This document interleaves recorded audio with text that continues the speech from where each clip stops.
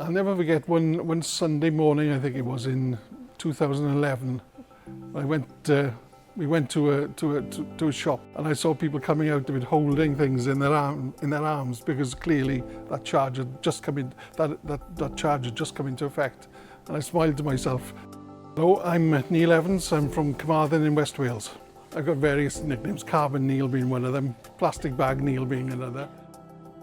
I was telling my friends and my family about what it really was like when I was a kid in Abergwili in Carmarthen in West Wales. We grew up in a place where you could sit on the riverbank and look in the river, and there were hundreds of fish this big.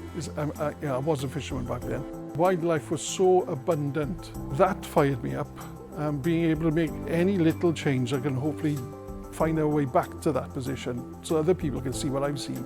In 2007, the BBC ran a competition, If I Ruled Wales, and it basically asked the question, if you ruled Wales, what new rules, what new laws would you bring in?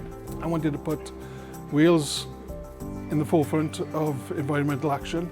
We, at that point, were quite a young democracy. The National Assembly had not long come into being. Thought long and hard about it, and the issue of plastic bags came to mind. It was an obvious symbol of incredible waste and an unnecessary waste, and seemed like an easy, to me, target for action. I was shortly afterwards contacted by the National Assembly and asked to come in here and meet and speak with people. The Sustainability Committee then went away and considered the issue in greater depth. And from the 2007, when I made that suggestion, we got to 2010, where the first of the legislation was passed, introducing a levy on the sale of plastic bags in Wales. And we were the first country in Britain to do that, which I thought was absolutely fantastic.